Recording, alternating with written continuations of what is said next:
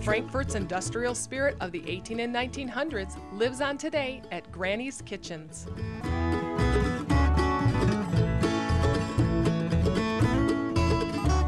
From this 170,000 square foot factory, donuts are made, frozen, and shipped throughout the United States and overseas. I'm here at Granny's Kitchens, and I'm looking over this operation which, to quote Barry, who will be interviewed later, it is exciting. I've taken tours of all kinds of places as a part of Mohawk Valley Living. They make donuts here, and it's right here in the heart of the Mohawk Valley. What they make has no preservatives. If you're eating a donut today or tomorrow or next week or whenever the odds are, it was produced right here in the Mohawk Valley. To see what we can see, traveling round the Mohawk. I wanted to add a twist to this particular episode, so I asked Barry, how many donuts do you make here a day? And I'll tell you right now, I was shocked when he gave me the answer. Have you any idea how many donuts they make here a day? We're going to tell you at the end of the tour.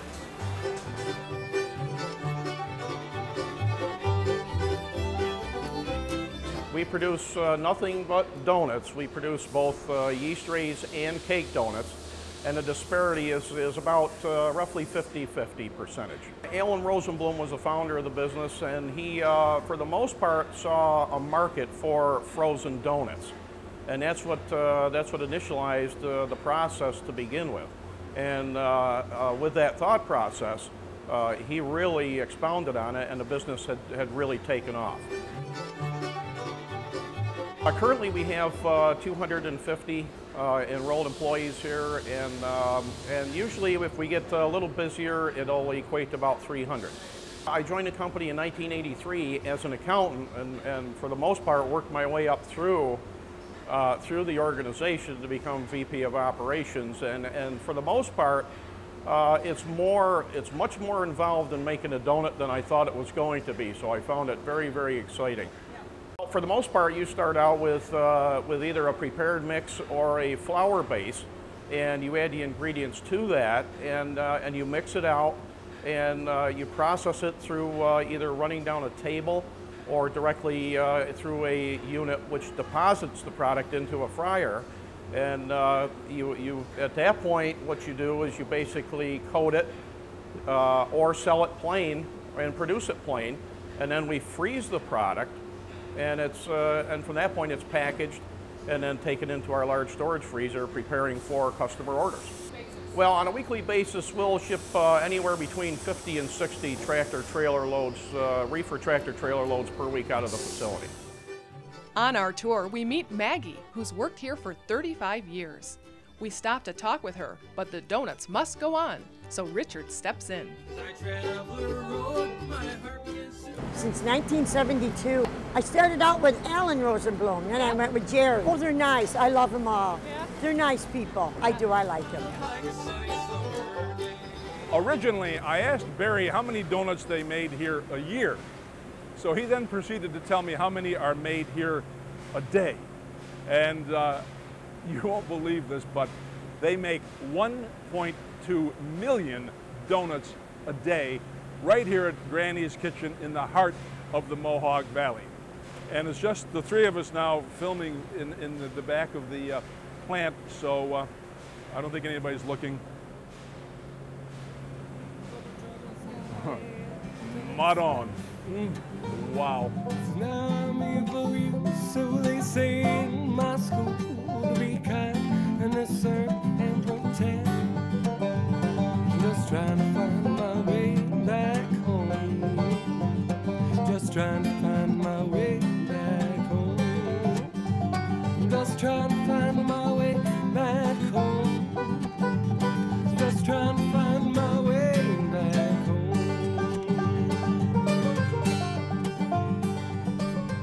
Have you ever wondered why the milk you drink or the cheese that you eat tastes so good? It's because of a place right here in Frankfort called Brown's Feed. Why do I say that? It's because at Brown's Feed that the food that the cows eat is made, in essence. They take all sorts of grains and whatever, and corn, mixes them together into a recipe that ends up as a gourmet meal for all the cows here in the Mohawk Valley to enjoy. And it is a very unique process because farmers come here and will tell the people who own and run the place what they have on their own farm and what they need to supplement that to make for the perfect meal. What we can see, traveling round the Mohawk Valley. Let's see what we can see. We're starting out the new year here in Frankfort. And when you come to Frankfort, it's such a big village that they have a Main Street, an East Main Street, and a West Main Street. Well, we're at East Main Street, just a little ways down from Frankfort Street. Having come here, though, we were wondering, what do you call people from Frankfort? I guess they can be called Frankfurters, and we're going inside in a moment to meet one of the most famous Frankfurters here in Frankfort. But I'm told that they really prefer to be called the Maroon Knights.